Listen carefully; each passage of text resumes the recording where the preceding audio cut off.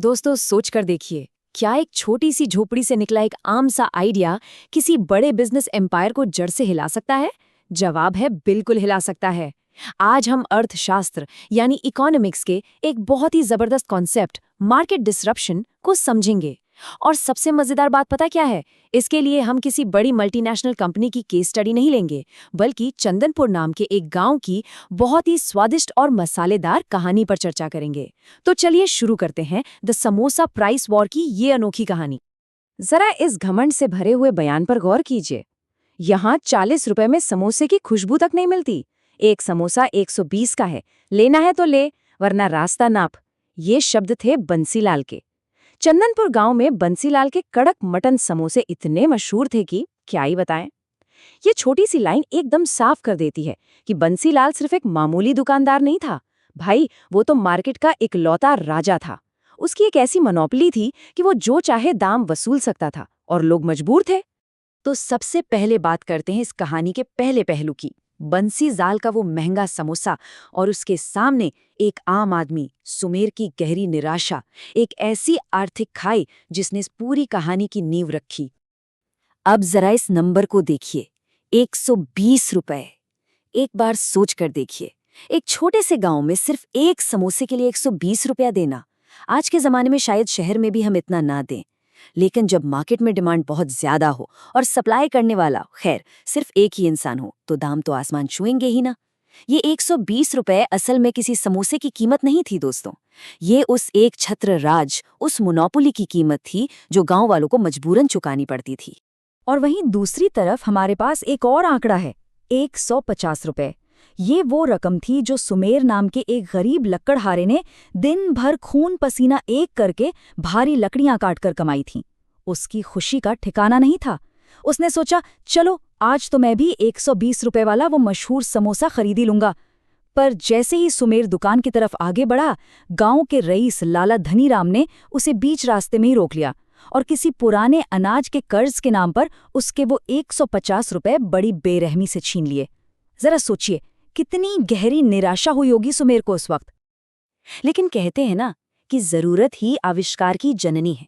यहीं से शुरू होता है हमारा अगला हिस्सा, राधा का अनोखा आइडिया, यानी एक कमाल का मार्केट पिवट। सुमेर की यही निराशा दरअसल इस पूरी कहानी का सबसे बड़ा टर्निंग पॉइंट बन गई। सुमेर की पत्नी राधा ने अपने ही घर की रसोई को एक R&D लैब में बदल दिया। उनका तरीका सच में लाजवाब था। पहला कदम, रसोई में बची हुई सब्जियों और दाल का इस्तेमाल करना। अगर बिजनेस की भाषा में कहें तो इसे हम बिल्कुल रिसोर्स ऑप्टिमाइजेशन कह सकते हैं। दूसरा कदम था उनका अपना एक खास और सीक्रेट मसालों का जादू। और तीसरा कदम, बिल्कुल बंसीलाल के समोसे जैसा वो परफेक्ट कुरकुरा टेक्सचर हासिल करना। असल में स्क्रैच दैट, शायद उससे भी बेहतर। राधा के इस छोटे से इनोवेशन ने ये साफ कर दिया कि किसी भी बेहतरीन प्रोडक्ट को बनाने के लिए सिर्फ अंधा पैसा नहीं, बल्कि सही तकनीक और लगन की सबसे ज्यादा जरूरत होती है। और अब बारी थी मार्केट में धमाकेदार एंट्री लेने की। सुमेर सीधे बाजार पहुंचा और उसकी मार्केटिंग पिच कुछ ऐसी थी, गर्मा गर्म चटपटे समोसे 15 रुपए में 2। जरा सोचिए उस वक्त गांव वालों का क्या रिएक्शन रहा होगा। एक तरफ 120 रुपए का एक समोसा और दूसरी तरफ 15 रुपए में 2। मंगल और करण जैसे पुराने ग्राहकों ने जब इसे चख कर देखा तो वो तो बस दंग रह गए। स्वाद में कहीं ज्यादा बेहतर और दाम में मतलब जमीन आसमान का फर्क।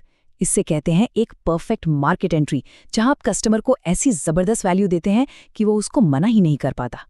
और यहीं से शुरुआत होती है हमारे तीसरे फेज की, द प्राइस वॉर, यानी कीमतों का एक घमासान युद्ध। जब बंसीलाल को अपनी सालों पुरानी मोनोपोली हाथ से निकलती दिखी तो मार्केट में एक कड़ी टक्कर शुरू हो गई। देखिए कि कैसे कुछ ही दिनों के अंदर पूरा का पूरा मार्केट पलट गया। पहले दिन को देखें तो बंसीलाल 120 रुपए की कीमत के साथ अकेले राज कर रहा था।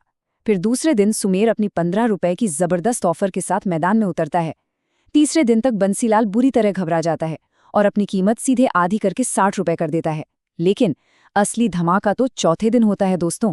सुमेर पूरे मार्केट को हैरान में डाल देता है जब वो अपने समोसे की कीमत घटाकर मात्र 5 रुपए कर देता है। जी हाँ, सिर्फ 5 रुपए। अचानक से आई इस असली कंपटीशन का सीधा और सबसे बड़ा फायदा किसको हो रहा था? जाहिर है, आम ग्राहकों को।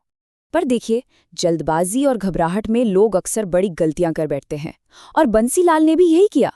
उसने दाम तो घटाकर 60 रुपए कर दिए, लेकिन अपना मोटा मुनाफा बचाए रखने के चक्कर में उसने सस्ते और घटिया क्वालिटी के मसाले और बासी मीट खरीदना शुरू कर दिया। अब आप ही बताइए, क्या ये एक सही बिजनेस स्ट्रैटेजी है? बिल्कुल नहीं। ये एक ऐसी शॉर्ट टर्म सोच है, एक ऐसा शॉर्टकट है जो लंबी दौड़ में किसी भी जमे जमाए ब्रांड की रेपुटेशन को पूरी तरह मिट्टी में मिला सकता है। वहीं दूसरी तरफ अगर हम सुमेर और राधा का काउंटर अटैक देखें, तो वो किसी मास्टर स्ट्रोक से कम नहीं था। उन्होंने 5 रुपए की धमाका सेल तो शुरू की, पर सबसे खास बात ये थी कि क्वालिटी के साथ एक बूंद का भी समझौता नहीं किया। तो उन्होंने ये किया कैसे? बहुत ही स्मार्ट तरीके से उन्होंने समोसे का आकार थोड़ा सा छोटा कर दिया, स्वाद वही, एकदम परफेक्ट, क्वालिटी पहले जैसी बेहतरीन, बस पोर्शन थोड़ा कम, ताकि उनका प्रॉफिट मार्जिन बना रहे। बिजनेस टर्म्स में इस तरीके को श्रिंकफ्लेशन कहते हैं, और यहाँ उन्होंने इसे बहुत ही पॉजिटिव तरीके से इस्तेमाल किया। बिना किसी की सेहत से खिलवाड़ किए एकदम सही दाम पर बढ़िया चीज ऑफर की। अब इस कहानी में आगे बढ़ते हैं चौथे हिस्से की तरफ, the investigation and the ultimate trial, यानी एक ऐसी पड़ताल और पूरे गांव के सामने हुआ एक रहस्यमयी मुकदमा जिसने सबके होश उड़ा दिए। बंसीलाल अब तक पूरी तरह से बौखला चुका था। उसने सोचा, आखिर सुमेर ये कर कैसे रहा है?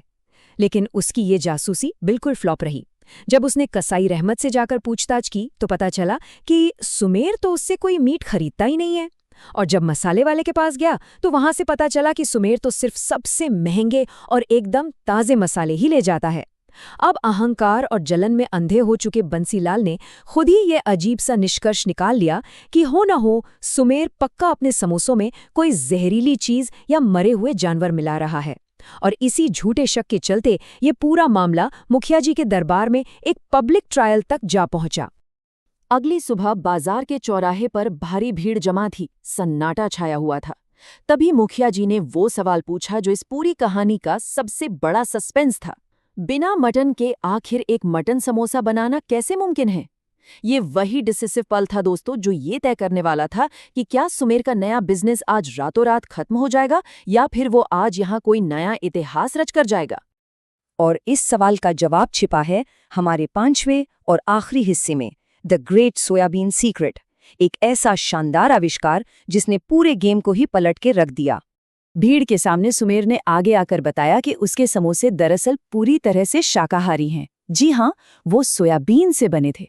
सोयाबीन जो कि एक बहुत ही पौष्टिक और सस्ती प्लांट बेस्ड सामग्री होती है। राधा ने इसे उबालकर, अच्छी तरह कूटकर और अपने खास मसालों के साथ ऐसे पकाया था कि इसका टेक्सचर और इसका स्वाद बिल्कुल असली मीट जैसा हो गया था।